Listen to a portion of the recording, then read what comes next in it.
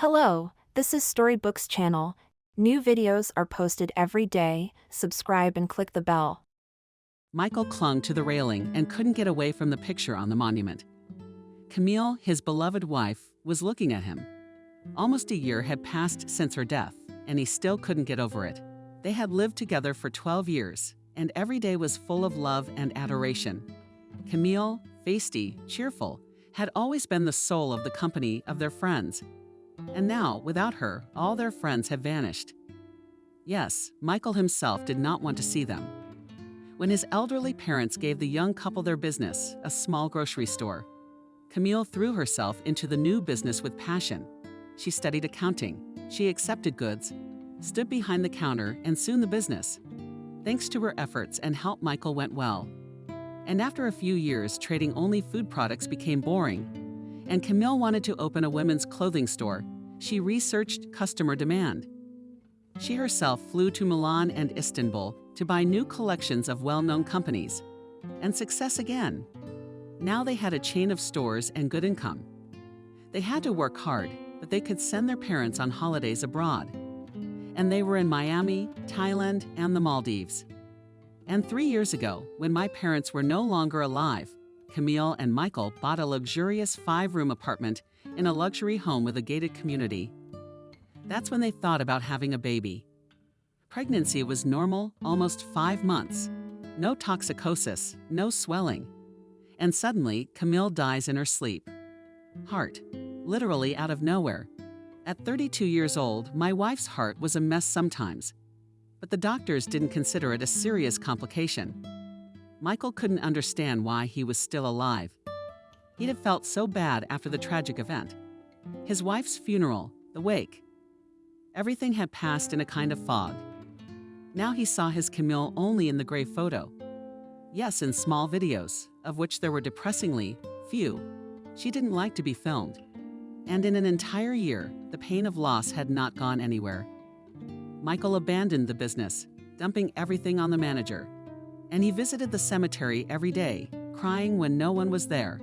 But today, maybe it was because the sun was out for the first time in a long time. He felt that something had to change. Grief was sucking him into a vortex from which there was no way out. As much as he hated the words that everyone who came tried to tell him at the wake, he had to move on. Michael, why only? But his wife's mischievous smile on the photo seemed to tell him to live. And Michael realized he had to buck up and pull himself together.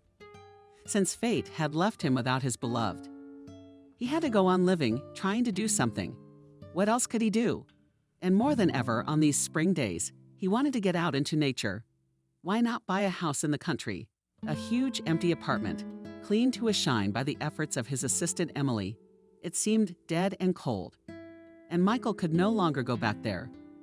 Everything there reminded him of their happy life, and the longing gnawed at his soul. With the fierceness of a bull terrier, he returned home, seized with a new idea, and immediately told Emily about it. The housekeeper was a 50-year-old woman who had worked for them for almost 10 years. She ran the household, hired the house staff, and monitored the quality of their work. With her, Michael and Camille forgot about all household problems. Michael thought they were lucky to have Emily. Strict, not chatty, not allowed to be familiar with the owners. Fit, neat, and decent, she became her own person.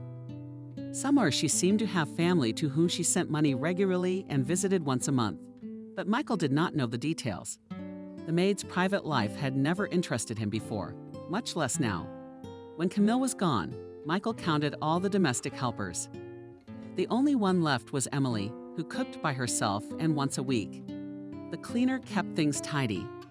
And now he was excitedly telling her that he would lead the life of an ordinary villager, getting up with the roosters, going fishing, planting a vegetable garden, at least for this summer, and then we'll see if you can fire me.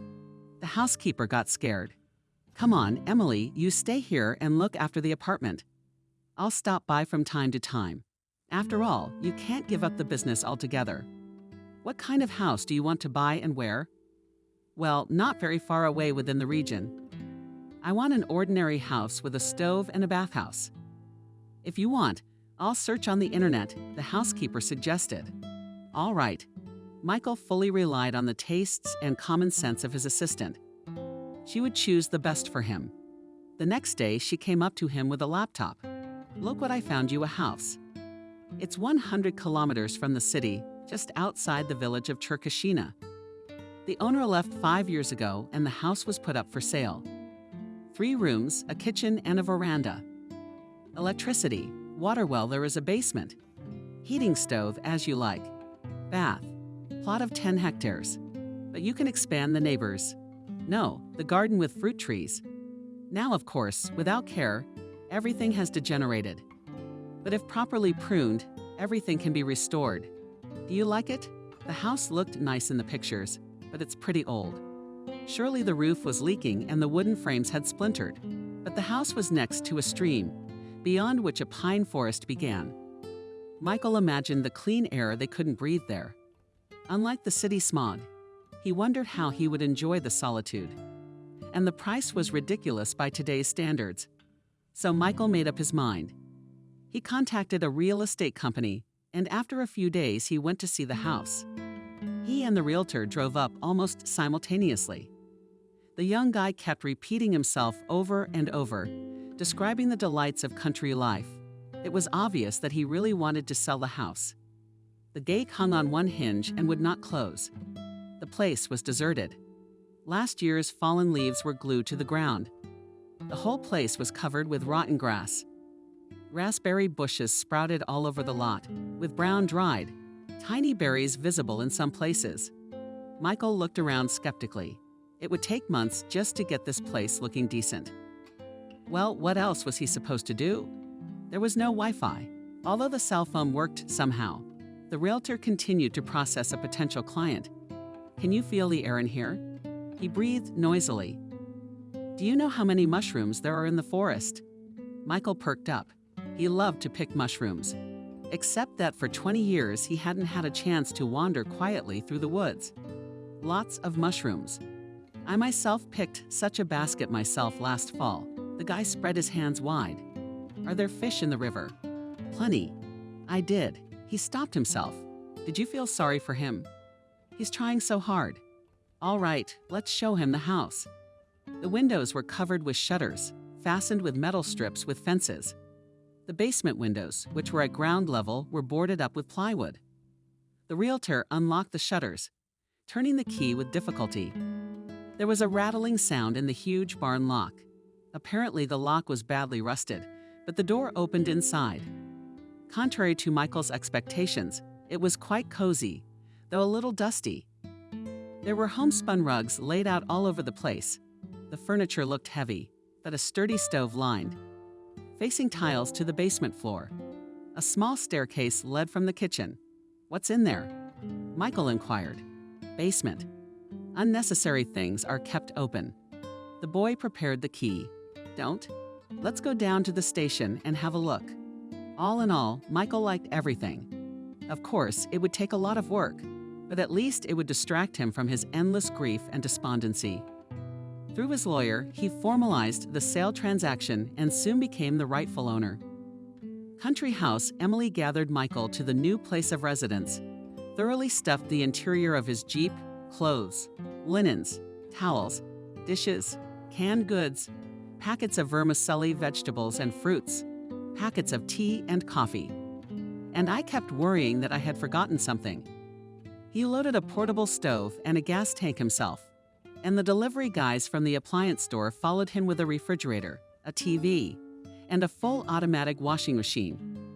Michael somehow managed to get the lock to open the kitchen shutters. The movers carried the appliances into the house, got paid, and left. And he plugged in the gas tank, sat down on a stool, and began to think about what he should do next. Open all the shutters and start cleaning, or have something to eat first. Suddenly, he heard strange sounds, some kind of singing or moaning. The words were unintelligible. Michael, a man of many talents. He was not frightened. Rather, he was surprised.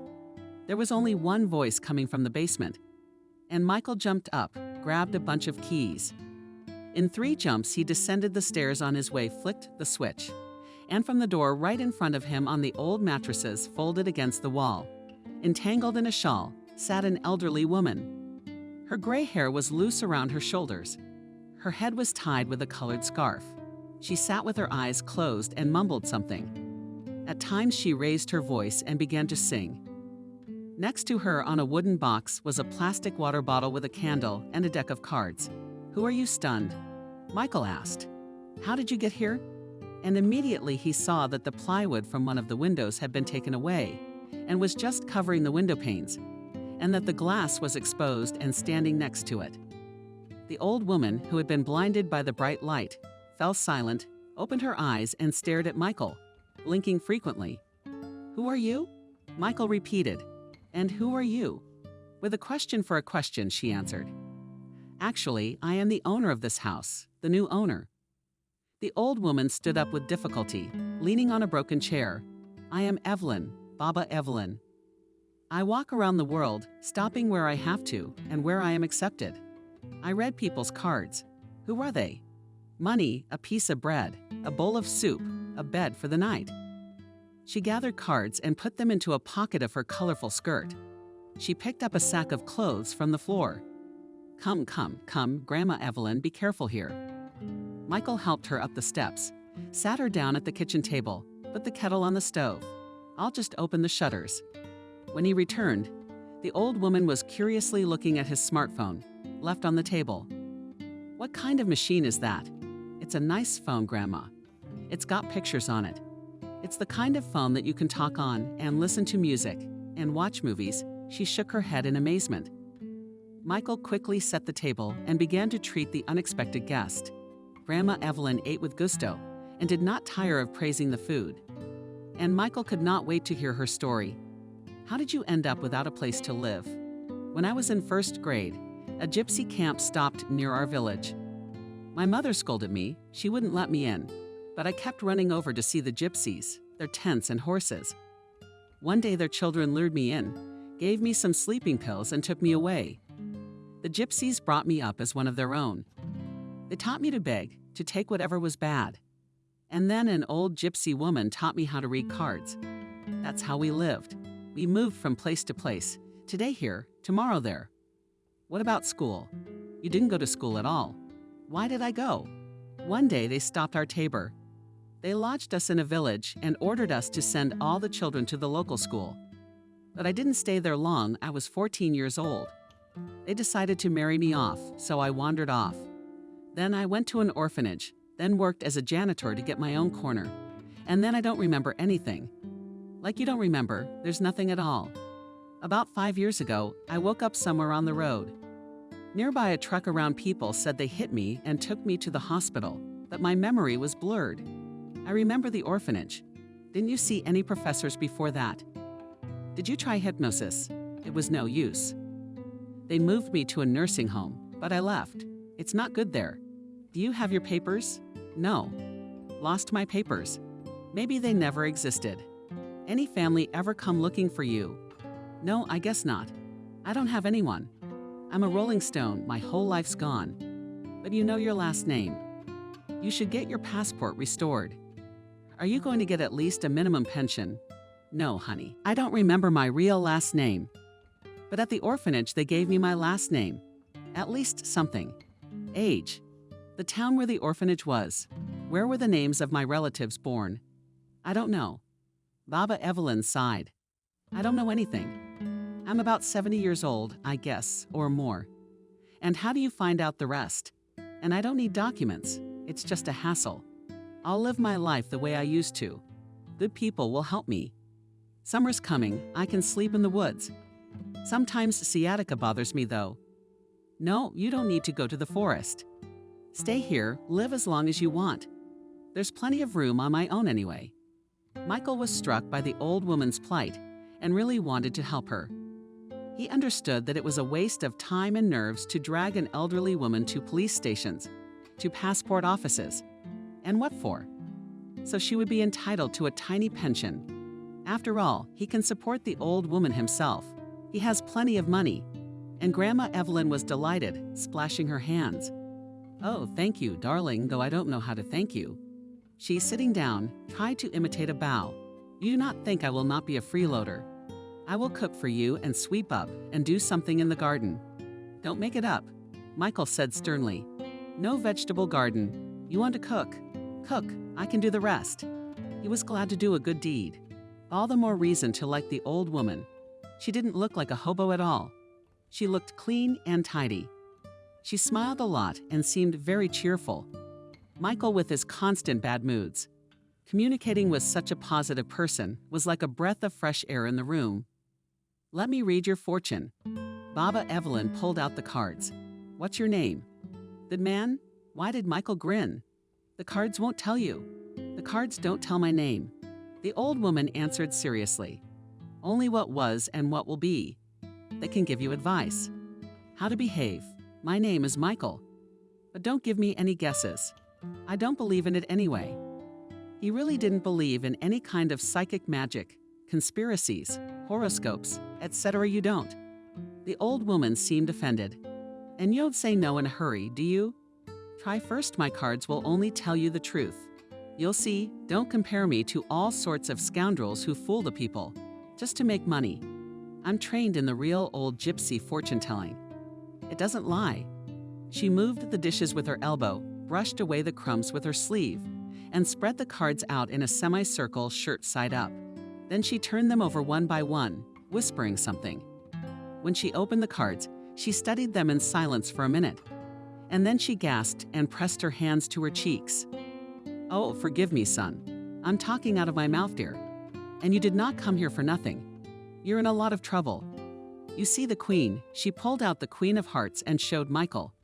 And here's the ace of spades. That's death. Your wife died. Not alone. She was carrying a child under her heart. You're sick. You can't find a place. And you're not an ordinary man. You seem rich. Only your wealth can't help you. Michael was numb. He did not understand how these colored pieces of cardboard could show all this. Meanwhile, Baba Evelyn went on. But that's all right, darling. Time heals, and you will find your happiness yet. Man, you're young, prominent, you'll be fine. Stunned Michael only waved his hand. I guess the cards really do tell the truth. And so began his life in the country. The first thing he did was to put up a high metal fence around the house, the gate of which was closed with a carved lock. He cleared the territory from branches and garbage.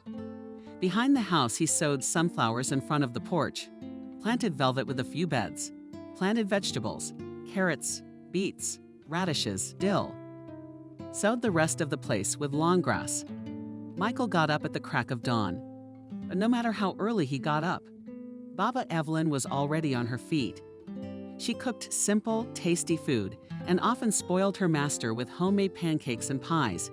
She swept the floors watering, the beds not sitting still, and she never left the yard. Michael brought every last bit of groceries from town. I wanted to go to Cherkashino for flour once, but Grandma Evelyn waved. Don't ever go there. The cards predict misfortune, or you'll have an accident or hit someone. And Michael listened to the old lady. He was convinced that the cards predicted everything accurately. One day, Grandma Evelyn, having read the cards in the morning, told him that today you would receive news, not bad, not good, but the road lay in front of you. And just a few minutes later, Emily called. The housekeeper said that the accountant was looking for him. Something in her books didn't add up. Michael had 2 smartphones, one for business calls, the other personal for friends and family. The only one he had left was Emily's. He switched off his work phone after the move and kept in touch with his subordinates through the housekeeper. Michael gritted his teeth. How much they can tug him. They can't do anything themselves. But still we had to go, and the matter was safely resolved. Once again, he was convinced that Evelyn's fortune-telling could be trusted. True, when laying out the cards, she seldom said that they should not be disturbed all the time or they would lie. With the onset of summer, Michael loved going to the river, lying on the bank, lounging in the sun, and not thinking about anything. One day, Grandma Evelyn stopped him at the exit and with a glimmer in her eyes whispered, "Are you going to have an important meeting today?" "What kind of meeting?" "I am going to the river. There is no one there. I do not know anything. And as the cards say, so I tell you." Michael, remembering the prophecy, looked around interestedly, but did not meet anyone.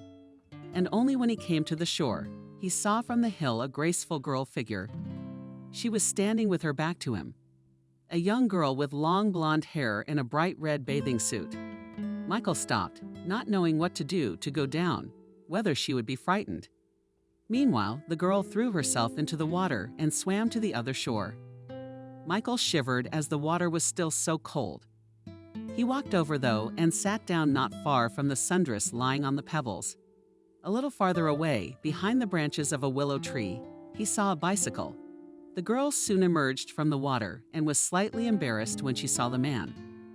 Her face was simple and friendly, covered with slightly noticeable freckles. "Oh, hello. Are you swimming too?" "Hello," he answered the girl. "I don't dare yet. The water is too cold." "And you're good," she smiled. "I am hardened. You look away." "I'm wet. I'll take it off." Michael hurriedly turned away, and the girl, changing behind his back, began to ask questions. "So it was you who bought the house that had stood empty for so many years? And why did you leave the city? Do you like it here?" "It's true, the nature around here is beautiful. And my name is Jenna. What's yours?" Finally, she sat down. She sat down next to him, and the conversation began. Michael, answering her questions, said that he had just come to have a vacation in the fresh air. His work was boring, and he had bought a house to have a place to stay. I did not have to commute from the city every time. I asked her what she was doing, studying or working. I finished school the year before last. Then she worked in the greenhouses at a farm near our village. And now I quit my job. "And what do you intend to do next?" "Go back to school." "You do not want to go to college?" "No," Jenna sighed. "I'm sick of school." "Did you say college?" "I don't know. I'll think about it. Maybe I'll go to the city and get a job." "What do you do for a living?" "I'm a businessman. I own several stores. You know, fashionable women's clothes. Clothes for the home textiles." Jenna clapped her hands. "Oh, that's so great. You must be a millionaire." "I've never seen a living millionaire." "Well, sort of," grinned Michael.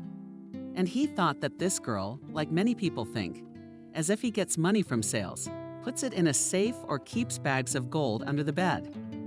They don't realize that all the income and some of the profits go toward buying new merchandise, expansion of the assortment, paying for the rental of retail space, staff salaries, the purchase of new equipment, racks of mannequins, checking booths. So his millions are constantly in circulation. "I wish I could see your stores." Jenna wouldn't let up. "It must be very classy. It's totally doable. When I go into town, I can take you with me and show you the stores." "Thank you.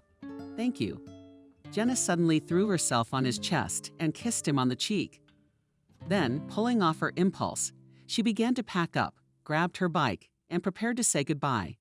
Michael lifted her bicycle to the hillside, and Jenna rode off, promising to come back all the way back tomorrow. He thought about this girl. He was amused by her directness, liked her openness and trustworthiness. And he spread his tail, saying, "Yes, I am a millionaire." Michael laughed to himself. How old was she? No more than 20, so she was 15 years younger than him, almost old enough to be his daughter. And he was bragging about his wealth in front of her. But when he remembered Jenna, he smiled the whole time. Baba Evelyn greeted him with a delicious soup of sorrel and young nettles. "So, were the cards true? Did you meet someone?" "Yes, I met a girl from the village. She came to the river to bathe." "Why here, I wonder?" "The river skirts the village. There should be a beach there too." "Yes, the water is supposed to be cleaner here. I heard there's a brickyard in the village. Maybe it pollutes the river there." The next day, Michael got ready early and waited impatiently for Jenna to show up. Again, they sat on the bank and talked until lunchtime. He had grown weary of simple, intimate conversation over the year, and he wanted to listen to that young voice and occasionally insert lines. Michael asked the girl about her family, and she shrank back, and she grew sad. "I don't remember my father. He left us right after I was born, didn't pay alimony because he and my mom weren't married, and then my mom was killed." She said the words without any expression, staring sorrowfully at one point as they killed Michael. "Who didn't find the knife? Who did it? And I was brought up by my grandparents. But a few years ago my grandfather died, and this year my grandmother died. Now I'm all alone." Michael felt sorry for the little girl to the point of tears. I wanted her to be a little happier. But how to do that? You know, Jenna, let's go to my house for lunch. There's an old lady who lives in my house. She has such an interesting story, and she's a great cook. Come on, let's go. Jenna simply replied. Grandma Evelyn smiled when she saw her, and we went to the table. Here I have dumplings ready with potatoes. It was clear that Jenna and Baba Evelyn liked each other immediately. After dinner, Jenna helped clean up the table, and the old lady laid out the cards. You're going to be married soon, girl. You see the king. She showed the card to Michael as well, though he pretended he wasn't interested in Jenna's prediction. You will marry a serious, wealthy man. You will have children, and you will live like lovebirds in well-being and harmony. Jenna was embarrassed and happily went home, and Grandma Evelyn beckoned Michael with a finger. The cards say this girl is your destiny. See that you don't miss out on your good fortune. Yes, she's almost half her age. Well, don't write yourself off as a pensioner either. 35 is no age for a man. She's young. She needs to be tutored and taught.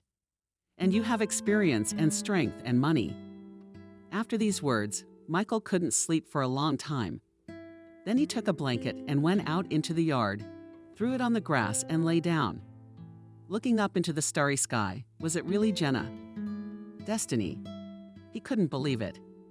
He had no feelings for her other than goodwill, pity, and a desire to help. He had no idea that she would be his wife.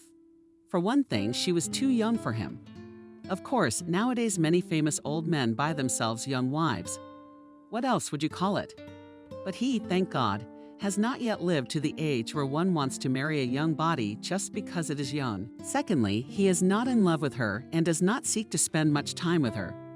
Yes, while Michael is interested in chatting with this girl, but her horizons are limited, and soon they will have nothing to talk about. Third, how does she know that she likes him? Him, not his money? A girl who grew up without parents in cramped financial circumstances. The prospect of finding a rich fiancé blinds her eyes, and she herself is ready to believe that she loves him. And then she realizes that she doesn't. She begins to look for love on the side. Why would he do that? Jenna, on the other hand, was cute with Michael. Simple, sincere, pure. He hadn't talked to anyone in a long time, completely immersed in his grief. And now next to this young girl, he felt that he himself was still young. He wanted to go on living. They began to meet almost daily. Jenna did not hesitate to come to his house, to help Grandma Evelyn with household chores. Then she and Michael would go swimming and lie on the beach for hours, discussing a movie or a book. To Michael's surprise, Jenna was quite well read. She said her love of reading had been instilled in her by her mother. At one point, he asked her if she had a boyfriend. But Jenna shook her head. Dated one here, but now broke up. Michael kept his promise and one day took Jenna to one of his stores. There he handed her over to the sales clerks of the consultants to pick out the right fashionable clothes for her.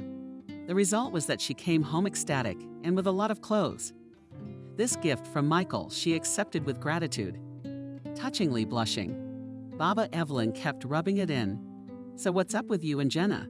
Do you like her? If you like her, marry her. She's such a good girl. Otherwise, if they take away such a treasure, they won't sit still for long. Oh, woman Evelyn. Michael sighed. What makes you think she'll agree to marry me? I'm a grown man to her. I don't think she has any feelings for me at all. What kind of feelings do you want her to wiggle her ass in front of you or jump into bed with you? You can tell she's not so well-mannered in her strict notions of honor. And you're a man, you want me to teach you. How do you behave with a girl? Give her attention, give her a hug and a kiss. That's how she fell in love. The old woman spoke so convincingly that Michael began to hesitate. The wise fortune teller was right. A mature, experienced man can't help but make a girl's head spin. Can he really take Jenna as his wife? She'll have a baby and they'll live a peaceful family life. Of course, Michael won't be able to love her the way he loved Camille, but he will respect her, treat her with understanding. She had been through so much already, and he would surround her with care and kindness. And how he would love his son or daughter. But he didn't want to rush into it. He and Jenna needed to get to know each other better anyway. Michael once asked a girl how she saw her future life as a husband. After all, Grandma Evelyn had told her she was getting married soon. "I don't know. I want my husband to love me and I want him to love me. I want him to earn good money. I want us to have a big apartment. I don't want to live in the countryside. I want to move to the city. And then I want us to have a baby and we would bring him up. But for such a groom as I am, I would go and earn good money. And I have an apartment in town." Michael did not sound serious, but he was waiting with bated breath for an answer. "You'd marry me." And Jenna, lowering her eyes, quietly answered yes. Michael turned everything into a joke, saying that such an old man as he was not worthy of the hand of a beautiful girl could only be her servant, and pretending to stumble and fall every minute. Jenna rolled her bicycle and onto the slide. The girl laughed and they felt good together. But after Jenna's response, Michael began to think for real. It is unlikely that he will ever meet true love again. And here the girl agrees and the cards suggest it. He decided to wait until the fall, and then he would propose to her and perform the wedding properly. Sometimes he wondered how interesting life was. He wanted to settle down here, to be alone with his grief. But by chance, this old lady with the cards showed up. Then this Jenna girl, and now Michael didn't want to be alone anymore. Neither here nor in the city, summer life ran its course. Michael quietly repaired the house in the evenings, watered the grounds, and Jenna and Grandma Evelyn took care of the plants. They became very good friends and were always whispering about things. Baba Evelyn read Jenna's fortune, and the girl later confirmed that everything she was told the cards would come true. Michael was thinking that if he and Jenna went into town, Baba Evelyn would probably stay here. She wasn't going to keep wandering around the world. That meant making sure she had everything she needed for the winter, including firewood. A sufficient quantity of round logs had been prepared by the previous owner under a lean-to in the yard. All that was needed was to chop them. So Michael did it one day, swinging the cleaver with force at the logs, and the dry wood split into 4 pieces. Jenna was gathering wood, carrying it under the roof, and Grandma Evelyn was in charge of stacking it. And then trouble happened. A tiny splinter of wood flew off and battered Michael under his upper eyelid. He dropped the axe and quickly helped several times, feeling the foreign object scratch the eyeball with his hand. But the splinter dug even deeper. Baba Evelyn advised me to dip my face into a basin of water and blink, but that didn't help either. My eye hurt and tears spurted out of it, and the skin around it began to swell.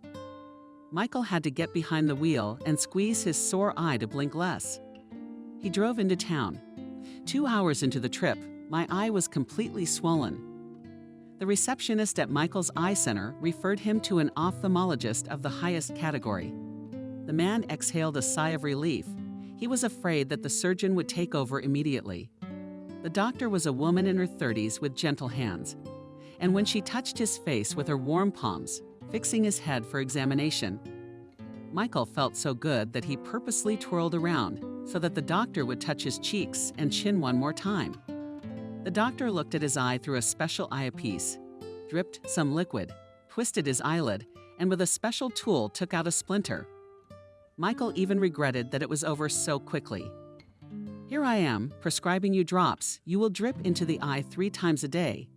Put the ointment behind the eyelid at night. Do not strain your vision and do not lift weights. And I expect to see you again in a week."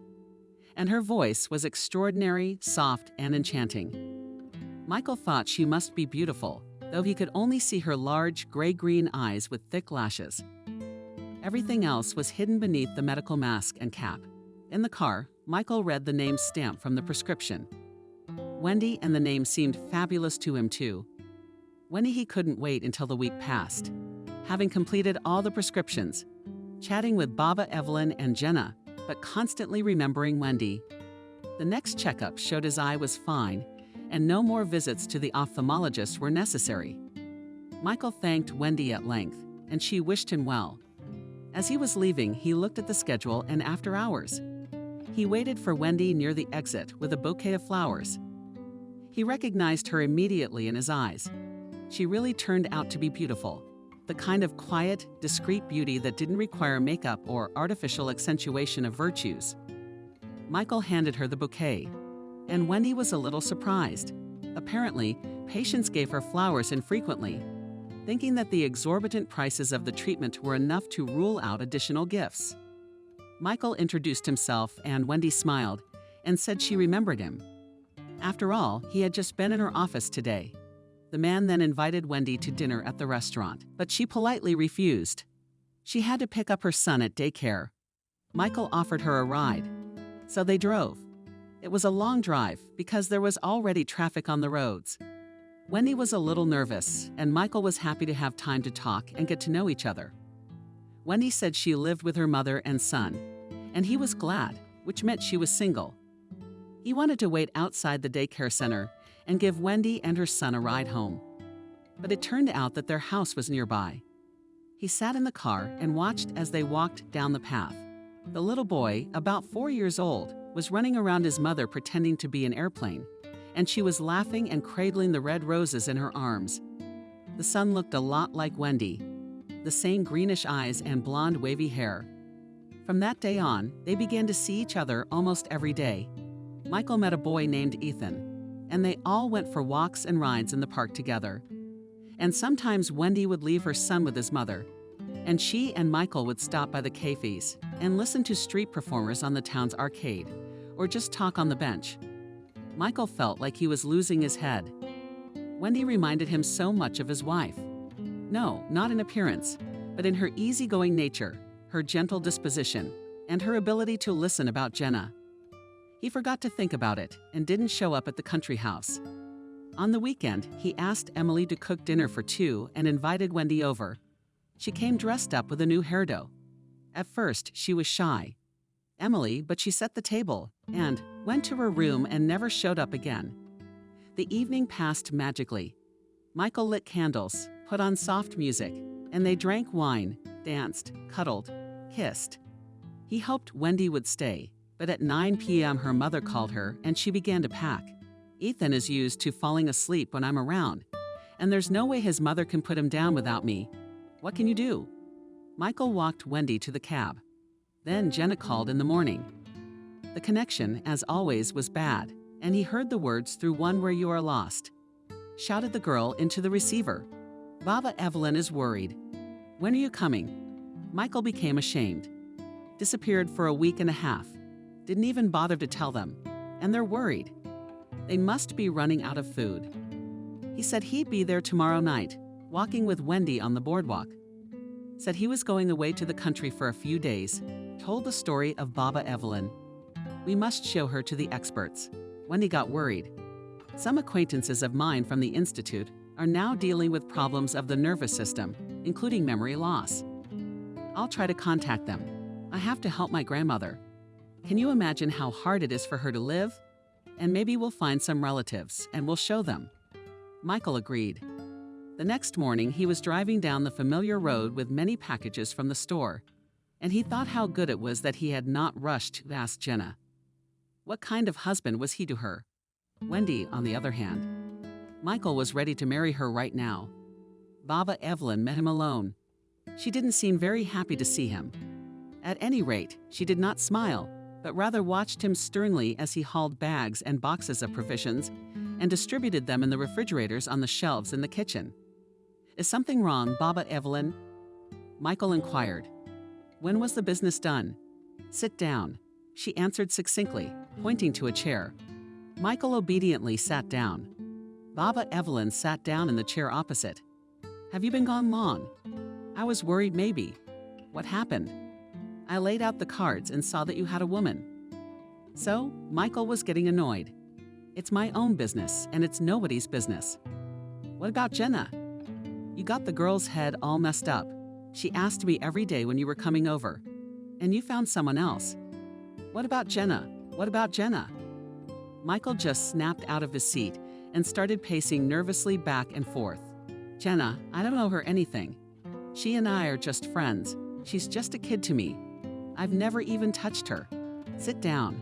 The old woman interrupted him imperiously. I haven't said everything yet. Remember the cards said Jenna was your destiny. Now they're saying that if you continue your relationship with this one and the other, trouble will happen to her. I don't know, she might be a nice woman, but you can't fight fate, honey. It's up to you to make Jenna happy. You leave her alone. She's not gonna die that way either. She'll live her life, and if you leave Jenna, they'll both be miserable. Michael got mad. Why is this stranger always telling him what to do and how to live his life? Maybe she's making all this up because she likes Jenna in the first place, but he's not going to obey her and her stupid cards.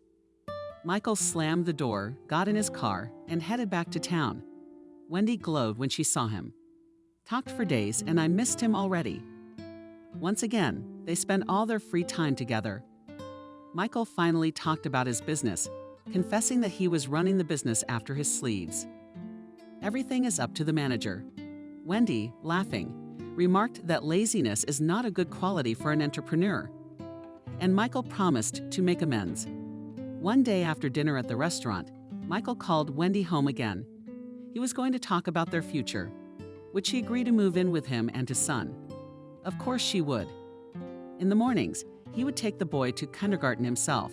If Wendy wanted an official marriage license, he was ready. Called Emily.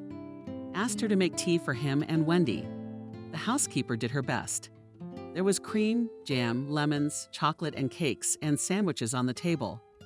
But Michael and Wendy were full and asked only for tea. Emily poured the tea into cups. She put it in front of everyone and left. Michael was at a loss to start a conversation.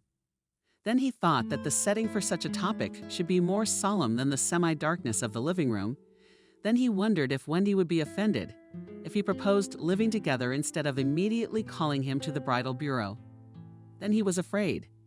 What if she would say no at all, even though they had both declared their love for each other more than once? So they sat sipping their tea, dissolving in the enchanting sounds of the music. And then it got late. It was time to go tuck Ethan in. Wendy smiled guiltily, and Michael greedily kissed her fervently. When Wendy left, he decided that tomorrow he would take his beloved to the jewelry store and buy her an engagement ring. It would be better than any words. But he was awakened early the next morning by a call from Wendy. "Michael, are you okay? Are you all right?" Her voice was low and weak. "What's the matter?" Michael got worried. It turned out that Wendy had gotten sick during the night, so they had to call an ambulance. The doctors pronounced her poisoned, gave her a gastric lavage, and took her to the hospital. Now she was on an IV. But don't worry, I'll be discharged today. "Wow, I'm glad you're okay." Michael was struck by lightning. He couldn't move with terror. Only now he remembered Grandma Evelyn's last prediction. It had come true. Trouble had happened to the one he loved. Just like they said, the cards. And they both ate and drank the same thing. He waited a long time for Wendy in the lobby of the hospital. She came out pale and bent over. Michael took her home, where her mother, whom he already knew, was waiting for her. Wendy was put to bed. She needed her rest. Michael, on his way out, said that this time he would have to go to the countryside for a month. There was a lot of work to be done, and he said not to worry if he didn't call. There's no service there. Kissing Wendy's hand goodbye, he knew for sure he would never see her again. He had no right to play with her health and life. Apparently, there really is no escaping fate. Michael returned to the village house like a battered dog. Baba Evelyn greeted him with an understanding look. "He was convinced I was right," she said. Michael only nodded. He forbade himself to think about illness, blocked out her number, and tried to occupy himself with work so that by nightfall he would fall off his feet from fatigue. Jenna visited often, but her relationship with Michael didn't change. She did not flirt, made no attempt to get close to him, and treated him more like an older brother and called him you. More and more he began to wonder why he should marry at all, to ensure Jenna's well-being. He could help her financially, of course, but he didn't have to. They're strangers. He doesn't need that to get himself into any more trouble. He'll just live his life, fix up the house and grounds, and check on his stores from time to time. With Jenna, they will remain good acquaintances, helping each other out. She's a hostess with Baba Evelyn. He give gifts, take her to town for personal shopping, and to concerts. He might even get her a job in town like she wanted. That's fine, right? Maybe there will come a time when he wants to start a family, but not now. That's what Michael told Grandma Evelyn when she once again asked him how things were going with Jenna. She shook her head in displeasure. You do not appreciate your happiness and good advice. Do not let fate become bitter, and do not show a predatory grin. And one day in late August, Michael, coming out of the bedroom, saw Baba Evelyn sitting at the table, with her arms around her head. She looked up at him with a look that sent shivers down Michael's spine. I had a dream tonight. Without any preamble, the old woman began. A beautiful, brown-eyed, intelligent woman with a short haircut came to me. She was sad, said your wife Camille called her dress, and she was wearing a blue dress with small buttons. Michael, stunned. That's exactly what Camille looked like. And that's the dress she was buried in. So she said you had to take Jenna to be your wife, or she'd have no peace in the afterlife. I have these prophetic dreams sometimes, but rarely. In the last 5 years, I've only had 2 or 3. And I think you should listen. She's been asking for it. She even cried. Michael, on shaky legs, jumped out onto the street, got in the car, and drove to the cemetery. The grave was well cared for, with fresh flowers. Emily visited the grave site regularly. Michael himself had not been here since the spring. He hugged the monument and whispered, "Dear, I'll do whatever you say as long as you feel comfortable there." The next day, he proposed to Jenna. When they went to the river, he simply asked if she would marry him. The girl didn't seem pleased. She seemed to make an effort on her part, before answering positively. Both felt a kind of uneasiness. Michael hastened to confess frankly that he was getting married simply because he did not want to be alone. He wanted a family like everyone else and an heir. He was not interested in Jenna's motives. And so it is clear that she was flattered by his income and status, rejoiced one woman. Oh, well, what a beautiful couple you are, and your children will be beautiful and you will live well. It was not for nothing that the cards connected you. Michael was in a hurry to register the marriage as soon as possible, so that Camille in the next world would not have to suffer from his delays. So he took Jenna to register the day before tomorrow, and then they went to his house. Emily dyed her hair black for some reason and made it look even older and uglier.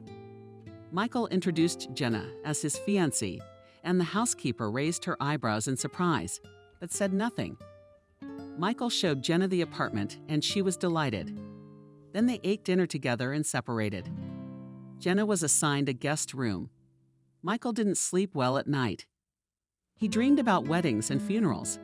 Gradually, he began to realize how many worries were thrust upon him at once. Book a banquet hall, discuss the menu, buy a dress, a suit, rings, invite guests. This was the most painful issue. He would have to invite former friends with whom he had had no contact for almost a year. Not counting the occasional phone call, he imagined how amazed they would be. After all, everyone thought that Michael, who loved his wife madly, would never marry again. And Anu imagined how his friends would smirk vulgarly, and their wives of the same age would cringe contemptuously as they looked at his chosen one. You don't have to explain to everyone what made him do it. Maybe he shouldn't get married and go on a honeymoon. Jenna said she wanted to go. Well, go. So to go, Michael sent Jenna and Emily to pick out a dress, while he himself, left alone, began to think of Wendy. How happy he would have been if it had been her. But for some reason, Wendy didn't fit. I guess the other world has its own laws. Emily and Jenna didn't return until late afternoon, cheerful and happy. Everything had been bought, the housekeeper reported. And the dress, and the veil, and the shoes, and the lingerie stockings. Only we won't show you, because the groom can't see the dress before the wedding. Jenna laughed. Emily admonished her. Jenna, refer to Michael as you. You're about to become husband and wife. Okay, you obediently repeated the girl. But her cheerful mood was gone. In general, Jenna behaved strangely, like a child happy. Then suddenly thoughtful and sad. The next few days were taken up with the hassle of buying new bedroom furniture, discussing the number of guests and menus. Jenna said there would be no one on her side, not even her maid of honor, which surprised her fiancé. He thought that girls her age usually had a bunch of girlfriends. Then they went to visit Grandma Evelyn for a few days. She expressed a desire to attend the wedding, too. No one objected. Before they went back to town, Jenna went to the village to pick up some personal items. She returned with several bags and began rummaging through the contents of her bag, and then said in a weeping voice, "I forgot my phone. I put it on the charger, and that was it. I have to go again." "Wait," Michael stopped her. "Where are you going? Look, it's going to rain." Indeed, the sky was enveloped. The black clouds had already begun to rain, and lightning was flashing in the distance. "Come on, get in the car, let's go get your phone." And then he saw real fear in her eyes. Jenna muttered something and rushed into the house. Now she showed up. "Let Grandma Evelyn go. Nothing will happen to her, it will not melt. There's a raincoat. Aren't you allowed?" "I forgot. Cards forbid more girl, you'll ruin her." Jenna hurriedly got on her bike and rode away in the heavy raindrops of the growing rain. Michael went to his room, lay down on his bed, and thought hard. There was something suspicious about Jenna and the old woman's behavior. Why were they so afraid he was going to the village? The grandmother almost grabbed him by the arms. The mystery they are both hiding. But when Jenna returned and Grandma Evelyn called everyone to the table, Michael tried to look nonchalant. The next day, he drove Jenna to the town apartment, left her in Emily's care, and citing business, drove off, supposedly to work. He skipped the turnoff to his cabin and drove on. On the road to Cherkashino, he drove just in case, carefully making sure that no one jumped out of the roadside bushes onto the roadway. And he arrived safely. He liked the village. It did not look like an abandoned, dying settlement. The air was fresh after yesterday's rain. The asphalt was clean on both sides. Here and there stood new houses of white and delicate brick. Many young people were encountered. Michael stopped in front of a store. There were no shoppers. A full clerk was bored, looking out the window. Michael bought a bottle of water, cigarettes, and a chocolate bar. Then he asked how he could find Jenna at home. The woman looked at him curiously. "Who are you?" "I'm the son of a friend of her grandfather's. Saw her when she was just a little girl. I was driving by and thought I'd stop by. I don't remember the address." The salesgirl came out on the porch with him and readily explained how to find the right house. "Are you coming? You go straight ahead, take the right turn, and then take the second one and go all the way to the end, 4 Sadovea Street." "Thank you very much." Michael bowed politely. "You've been a great help." Jenna's house was decrepit and unsightly. The paint on the frames was peeling. The drain pipe had collapsed and was standing. The porch struts had rotted against the wall, and bricks lay in their place in a stack. There was a lock hanging on the door. While Michael was looking at the neglected yard, a neighbor, an elderly woman in a scarf, came out through the squalid bayonets and approached the fence. "Who do you want? Jenna lives here. What's your business?"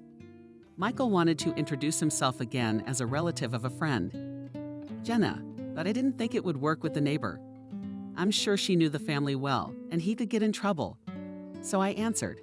The new manager of a typical household wanted to talk to her about jobs. There aren't any. I haven't seen Jenna or her grandmother in a long time. "Her grandmother is dead," Michael said mechanically. The neighbor flopped to the fence and pressed her hands to her chest. "How she died when?" "We don't know in town, I guess. Her daughter's got Emily, and her daughter's name is Emily."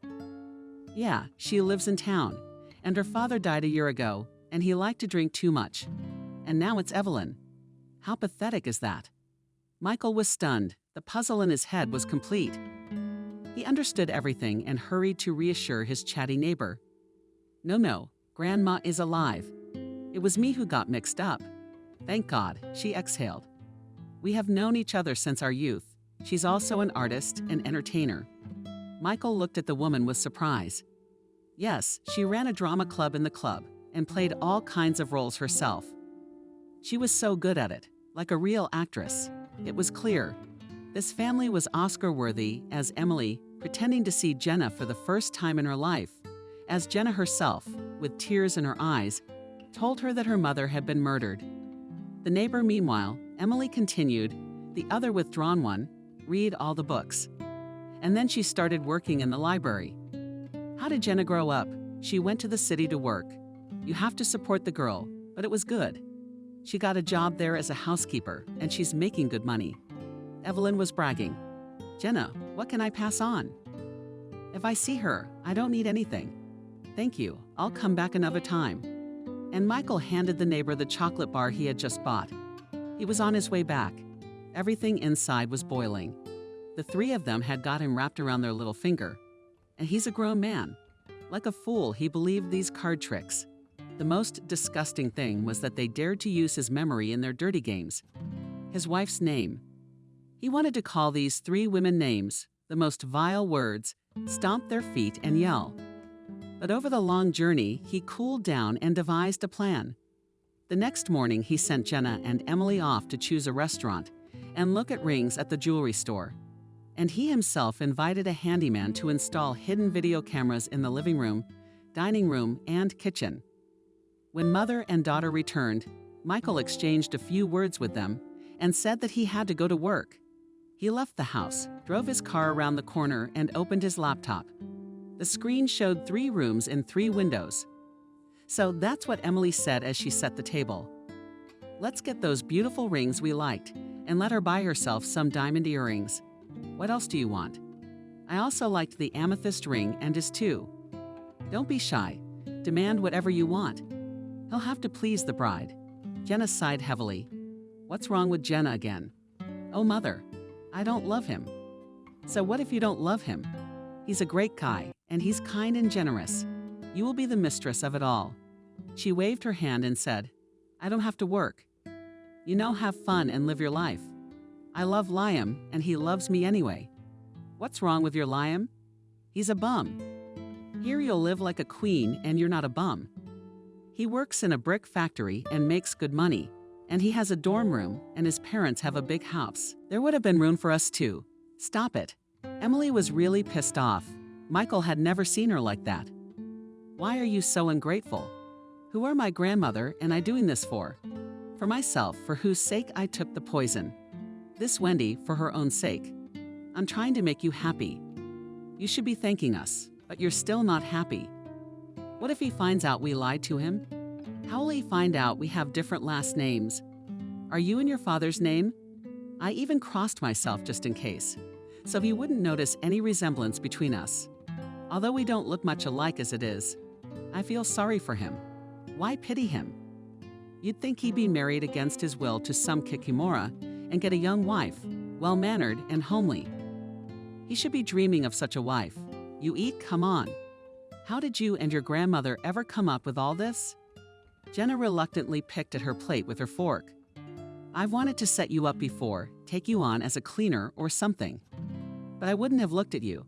Too much grief for his wife. What about when he said he wanted to buy a house in the country? I immediately remembered the house we couldn't sell. I called my grandmother. She made it up. You know our grandmother, she's such an imaginative woman.